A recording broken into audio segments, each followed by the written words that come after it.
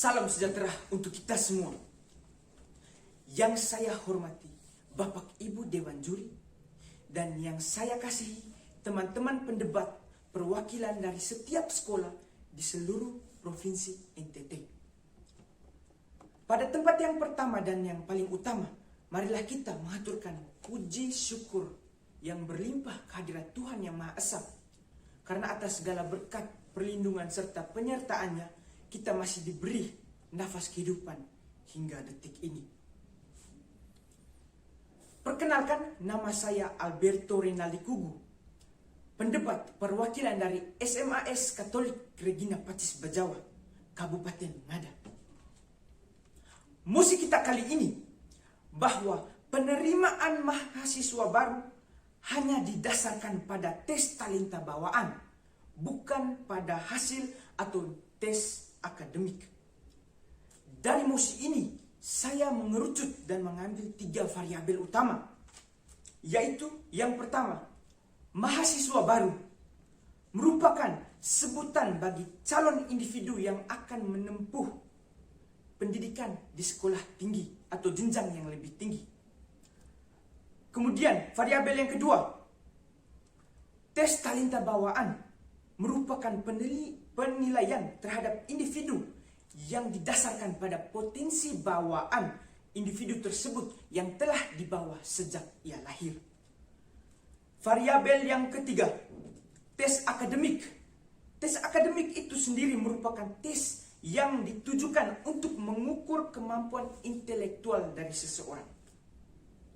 Dari musik dan ketiga variabel yang telah saya kerucutkan, saya memiliki 9 argumentasi, yaitu yang pertama yang menjadi yang paling utama adalah potensi bawaan yang dibawa sejak lahir, atau bahasa sederhananya merupakan bakat atau talenta, adalah hal mutlak yang tidak dapat dimanipulasi oleh siapapun.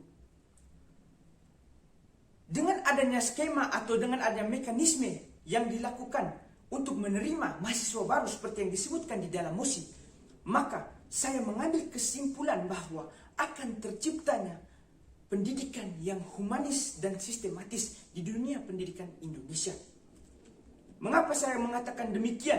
Karena dengan adanya mekanisme seperti itu dapat mendidik manusia menjadi manusia yang sesungguhnya.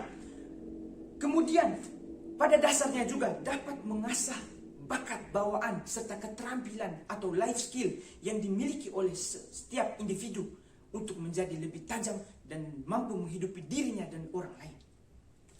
Kemudian, peluang mendapatkan pekerjaan akan semakin besar. Dan yang paling utama, menghindari praktik KKN. Mengapa saya katakan menghindari praktik KKN merupakan hal yang paling utama? Karena secara realitas dan fakta telah mengatakan bahwa telah terjadi penyimpangan terhadap nilai yang digunakan untuk ikut tes di dalam masuk universitas. Hal ini dibuktikan dengan adanya manipulasi terhadap nilai UN yang menjadi dasar atau menjadi tolak ukur untuk masuk ke dalam universitas. Dilansir dari Tirto ID, tanggal 7 bulan 5 tahun 2019. Kemendikbud mencatat adanya 126 angka kecurangan selama tahun 2019. Miris. Hal ini sangat miris karena dengan adanya kasus kecurangan ini membuktikan bahwa nilai yang digunakan untuk masuk ke dalam universitas tidak mencerminkan kemampuan sesungguhnya dari seorang individu. Kemudian, ketika kita berbicara di dalam perspektif sosial dan ekonomi mengenai musik ini, maka dengan skema atau sistematika yang telah terjadi, yaitu melalui tes talenta bawaan, akan mengurangi angka pengangguran. Mengapa saya katakan hal demikian? Ketika seseorang diasah atau melanjutkan pendidikan sesuai dengan kemampuan dan bakatnya masing-masing, maka ia akan lebih berpotensi untuk mendapatkan lapangan pekerjaan. Kemudian terlepas daripada hal itu, ia dapat menciptakan lapangan pekerjaan bagi dirinya sendiri dan bahkan bagi orang lain.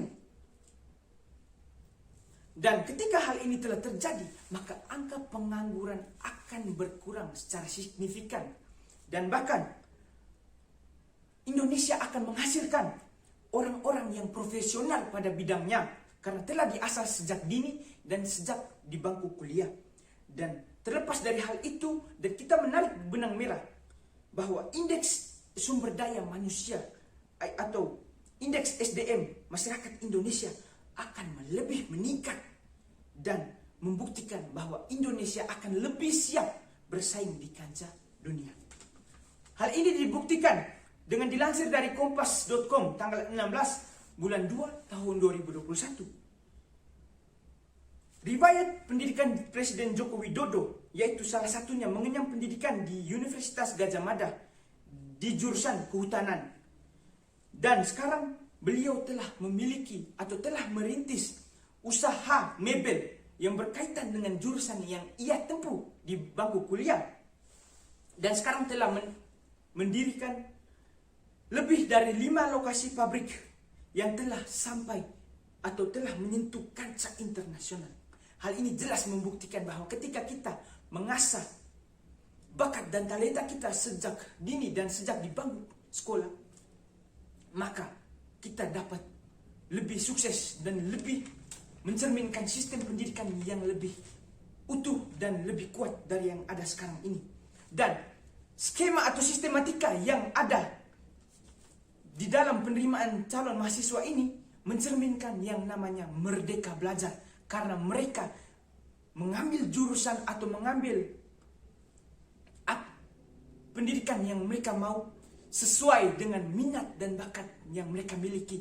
Dan tidak ada paksaan dari orang lain. Hal inilah yang saya katakan bahwa sistematika ini harus menjadi sistem pendidikan di Indonesia. Sekian dan terima kasih.